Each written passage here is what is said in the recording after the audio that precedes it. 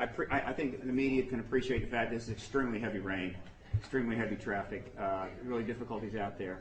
So if you will be just a little patient, I'd like to get maybe a couple of the people here that are coming. I know they will be here. I will fill the time by giving you just a little background info, if you don't mind. We're holding this press conference because we have something to say. And as it happens, this follows the 5th X conference, which Paradigm Research Group produces in the Washington area at Gaithersburg Hilton, and it has since 2004, where speakers are brought in from all over the world to address the political implications of the UFO ET phenomena, which is a worldwide phenomenon that's been going on for 62 years and is, well, obviously, everyone knows what we're talking about when you say UFO phenomenon. The PRG is an advocacy organization that was set up in 1996 for one purpose and one purpose only, and that is to resolve politically this issue by getting the United States government to end a policy of withholding information and, in fact, withholding the acknowledgement of the reality of this issue from the American people, and by extension, other governments in the first world, aligned with the U.S. doing the same. And after 13 years, it has had some success. Many other organizations have joined in. A world movement, relatively substantial worldwide movement is forming, called the Disclosure Movement, certainly assisted by the internet, which is phenomenal in its ability to network political issues and advocacy. Not only words, but as you know, video now, so that any matter can be distributed, and one can align with it very easily. And this even includes some of the phenomenally growing entities like Facebook, where PRG has 2 groups now, and we'll have a main group shortly. Some of these groups on Facebook have hundreds of thousands of members that are in direct communication. So all of this is part of a new emerging political activism that makes it possible to address any issue, no matter how radioactive, right? So that perhaps in the future there will be no such thing as the third rail of American politics, which is essentially just an excuse for people not to cover it. Oh, it's the third rail, so we won't cover it. Pick one. This is the third rail this year. Next year it's something else.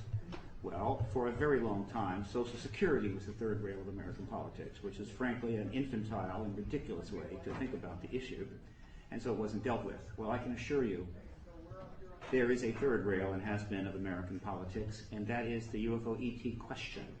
It is many magnitudes more radioactive than Social Security ever dreamed to be, and that issue, of course, is what we're addressing today.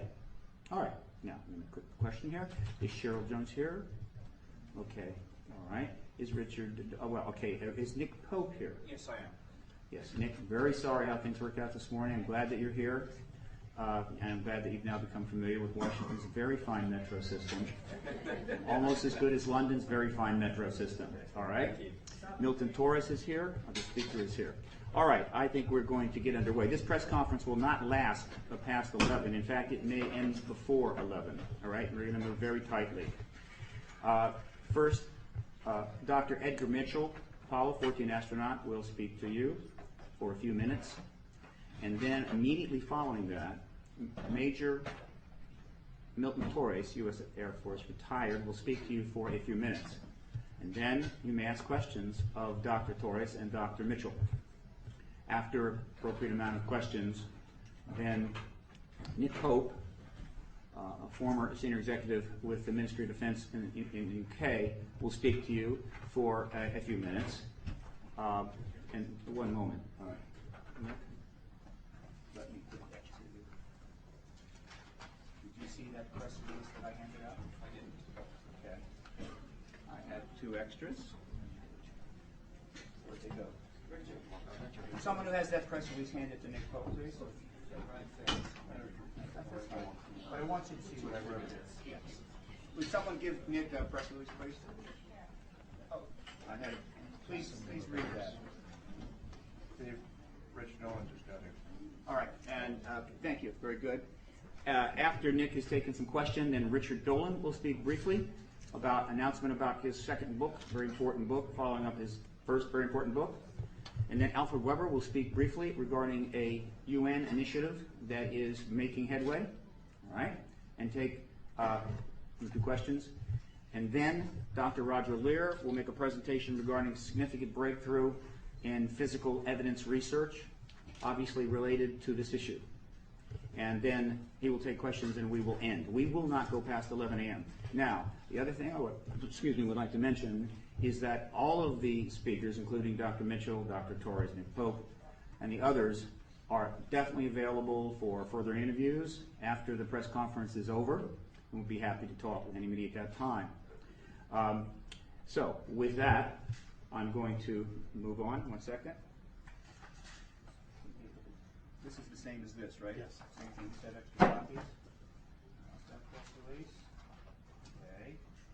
All right, and so I will now call to the podium a distinguished American, a man who is in fact someone who has the right stuff, which includes a doctorate in aeronautics and astronautics from MIT, selection to the NASA Apollo program, selection to a NASA Apollo program moon mission, selection to a NASA Apollo moon mission egress from the capsule on the moon, returning to our world to write several books, found the Institute of Medical Sciences, develop a number of scientific exploration initiatives, a man who has received far more awards than I could possibly list here, but which do include the Presidential Medal of Freedom nomination for the Nobel Peace Prize and a number of honorary doctorates. And he has some things to say to you this morning, and I would like him to come forward now. Dr. Mitchell.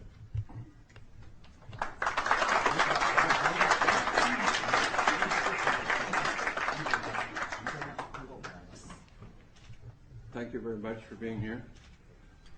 My story with regard to the disclosure process is very simple. I grew up in Roswell, New Mexico, the site of the first UFO crash, the alleged UFO crash.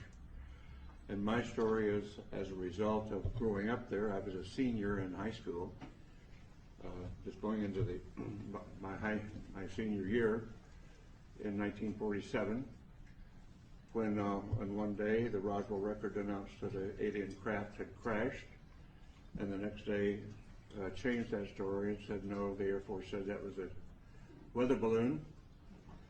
And since I was on my way to college and more interested in those things, I didn't pay much attention to it at that point in time.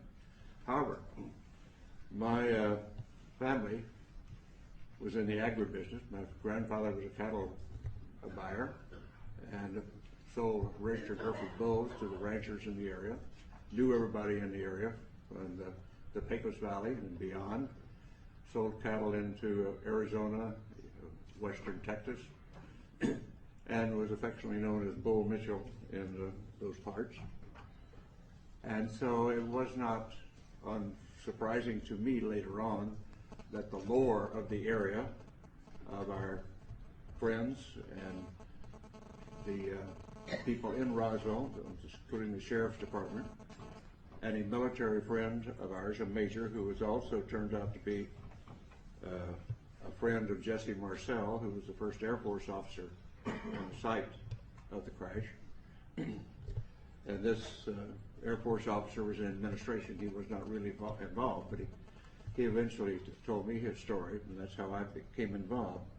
So after my Apollo flight, I did very little. I knew nothing but the lore of the region up until that point. But after my Apollo flight, when I was back in the area and visiting relatives and friends, some of the people in the area who had been involved, what I call the old timers, who were involved in the 1940s, 1947, and subsequent with the Roswell crash, and people like in the sheriff's department who had been to the crash site and were supervising traffic.